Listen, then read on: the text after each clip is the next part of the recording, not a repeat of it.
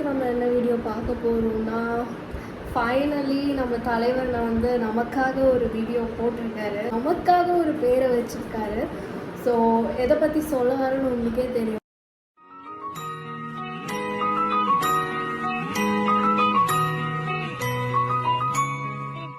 சரி, ஓகே, வாங்க வீடியோக்குள்ளே போகலாம். சரி, நம்ம ஃபியூச்சர் சிஎம் என்ன சொல்கிறாரு நம்ம இந்த வீடியோவில் பார்த்து தெரிஞ்சுக்கலாம். இந்த சோஷியல் மீடியா ஃபேன்ஸ் மட்டுமே கிடையாது, என்னை பொறுத்த வரைக்கும் நீங்கள் எல்லாருமே நம்ம கட்சியினுடைய வர்ச்சுவல் வாரியர்ஸ், அப்படிதான் உங்க எல்லாரையுமே நான் கூப்பிடணும்னு ஆசைப்படுறேன். வர்ச்சுவல் வாரியர்ஸ், நம்மளுடைய இந்த சோஷியல் மீடியா படை, அதுதான் இந்தியாவிலேயே மிகப்பெரிய படைன்னு சொல்றாங்க. இது நம்ம சொல்றதை விட மற்றவங்களே அதை பார்த்து தெரிஞ்சுக்கிறாங்க. இனிமேல் நீங்கள் எல்லாருமே நம்மளுடைய இந்த சோஷியல் மீடியா ஃபேன்ஸ் மட்டுமே கிடையாது, என்னை பொறுத்த வரைக்கும் நீங்கள் எல்லாருமே நம்ம கட்சியினுடைய வர்ச்சுவல் வாரியர்ஸ், அப்படிதான் உங்க எல்லாருமே கேட்கும் போதே ஒரு ப்ரவுட் ஃபீல் எனக்கு இருக்குங்க. இதுக்கு நான் என்ன சொல்றதுன்னு எனக்கு தெரியல. பட் இப்படி ஒரு பேர் கொடுக்கும் போது எனக்கு அது ப்ரௌடாக இருக்குது.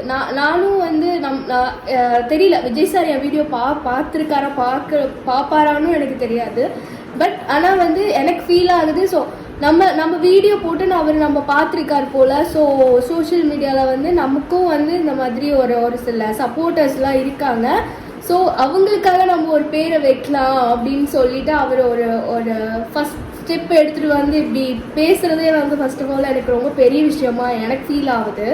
என்ன மாதிரி கிரியேட்டர்ஸ்க்கும் அது அப்படிதான் இருக்கும்னு நான் நினைக்கிறேன். இதுனாலே ரொம்ப டீசெண்டாக டிக்னிஃபைடாக இருக்கணும் அப்படின்னு எல்லாருமே தானே பிடிச்சிருக்கு தானே. நம்மளுடைய ஐப்பலமும் அதை மைண்டில் வச்சுக்கிட்டு எல்லாருமே ஒர்க் பண்ணுங்க. கூடிய சீக்கிரமே உங்க எல்லாரையும் நான் மீட் பண்ணுறேன். அது வரைக்கும் உங்க எல்லாருக்கும் என்னுடைய ஆல் தி பெஸ்ட். வெற்றி நிச்சயம். தேங்க்யூ. ஒரு மாதிரி சட்டில்டா, ஒரு மாதிரி பெருசாக எதுவுமே காமிச்சிக்காம ஒரு மாதிரி சட்டில்டாக கொண்டு போயிருக்காரு இந்த டாக்கு. ஸோ எனக்கு ரொம்ப பிடிச்சிருக்கு. சீரியஸ்லி நீங்கள் இந்த வீடியோவில் பார்த்துருப்பீங்க. ஃபஸ்ட்டு சொன்ன மாதிரி தான், இப்போது எங்களை மாதிரியான வீடியோ கண்டென்ட் கிரியேட்டர், அவருக்கு சப்போர்ட் பண்ணுற கிரியேட்டர்ஸ் இருக்கிறாங்கல்ல, அவங்களுக்காக ஒரு பேர், அப்புறமேட்டு சோஷியல் மீடியான்றதே எந்த அளவுக்கு இப்போ இருக்குன்றதே எல்லாருக்குமே இப்போ தெரியுது. எங்களுக்கு அந்த புதுவிதமான ஒரு பேரை எங்களுக்கு வச்சிருக்காரு, என்னன்னா விர்ச்சுவல் வாரியர்ஸ்.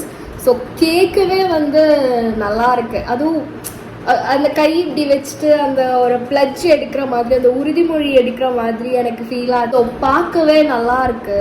அவர் பேசுறதே பார்த்தீங்கன்னா ஒரு மாதிரி எந்த மனசுல எதுவும் வச்சு பேசுற மாதிரி தெரியல. ஒரு கள்ள கபடம் இல்லாமல் ஒரு ஸ்பீச் தெரியும்ல, அந்த மாதிரி இருக்கு.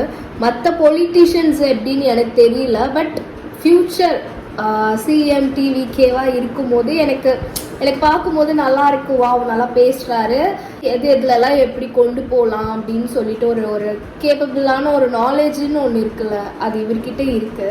சிஎம்க்கு கண்டிப்பாக இவர் ஒரு அப்கமிங் ஃபியூச்சர் சிஎம்மாக வேணும் அப்படின்ற மாதிரி என்னோட பெர்ஸ்பெக்டிவ் இருக்குது. எல்லாரோட பெர்ஸ்பெக்டிவும் அதான் இருக்கும்னு நான் நினைக்கிறேன். ஸோ என்னென்னலாம் பண்ணணும்னு அவருக்கு பேசிக்காக ஒரு நாலேஜ் இருக்கும்ல. ஸோ இவர் தான் ஜெயிப்பார் அப்படின்ற ஒரு கட்ஸ்னு சொல்லலாம். அது மட்டும் இல்லாமல் இந்தியாவிலே நம்மளோட ஐடி விங் தான் பெருசு. ஸோ ஐடி விங்னா லைக் பறக்கும் படைன்னு சொல்லுவாங்கள்ல, சோஷியல் மீடியா பறக்கும் படை. ஸோ அதுதான் அவர் வீடியோலையும் சொல்லியிருப்பாரு. ஸோ நம்மளோட ஐடி விங் தான் பெருசு அப்படின்ற மாதிரி அவர் அதில் சொல்லியிருக்காரு. அந்த ஸ்பீச் அவர் சொல்லும் போதே அவரோட ஃபேஸில் அதை பாருங்கள், ஒரு எப்படி சொல்ல, ஒரு பெருமையான ஒரு மூமெண்ட், ஒரு ப்ரவுட் மூமெண்ட் அவருக்கு அது இருக்குது. ஸோ அது நம்ம தேடி கொடுத்துருக்கோம் அப்படின்றத எனக்கு இன்னும் பெருமையாக இருக்குது. அது மட்டும் இல்லாமல் ஒரு நல்ல ஆட்சி அமைக்கிறதுக்கு என்னென்ன சப்போர்ட்டிவ் நம்மளால் தர முடியுமோ அந்த சப்போர்ட் அவருக்கு நம்ம கொடுக்கணும். ஸோ கண்டிப்பாக டிவிக்கே வரணும். கண்டிப்பாக நம்ம டிவிகேவை ஜெயிக்க வைக்கிறோம். இன்னொரு முக்கியமான விஷயம், இந்த மாதம் எண்டுக்குள்ளே ஒரு பூத் மீட்டிங் இருக்கு அப்படின்னு சொல்லியிருக்காங்க.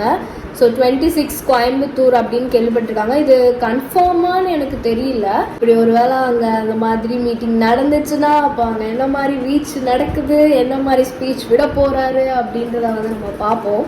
அந்த மாதிரி நடக்குதுன்னா நம்ம அதை வச்சு நம்ம செய்வோம். எல்லா கட்சியும் வெயிட் பண்ணி பாருங்கள். ஸோ என்ன அவர் பேச போகிறாரு அப்படின்னு சொல்லிட்டு. பட் உங்களுக்கு இது தேவை தான்.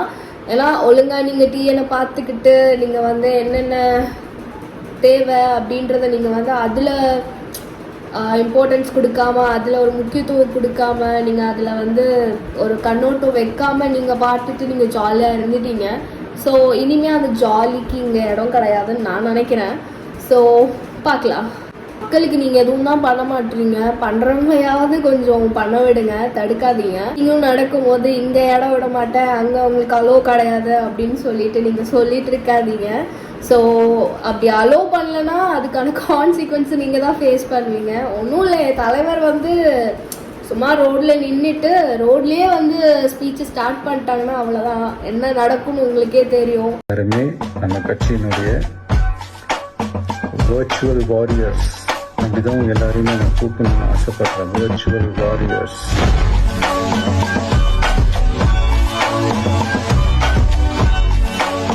ஸோ ஹோப்ஃபுல்லி உங்களுக்கு இந்த வீடியோ ரொம்ப பிடிச்சிருக்கும் நான் நினைக்கிறேன். முடியாமல் வந்து முடிஞ்சு பேசிகிட்டு இருக்கேன். ஸோ அதுக்காக ஒரு சப்போர்ட் பண்ணலாமே.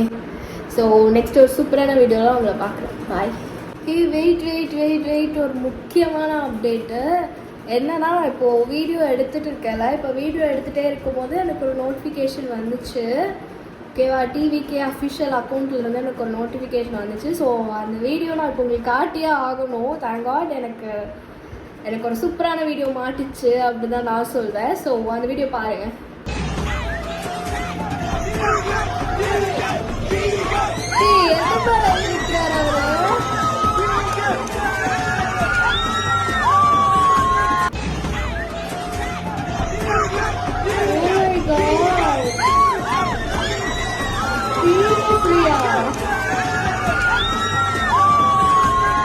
என்னங்க நடக்குது?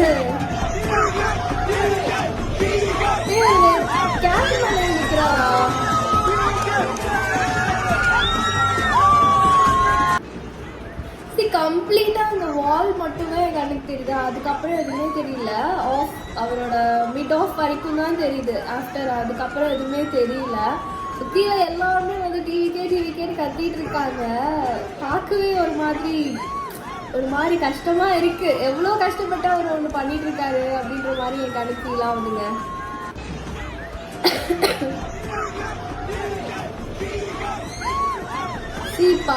பார்த்துட்டே இருக்கலாம் போலதாங்க இருக்கு.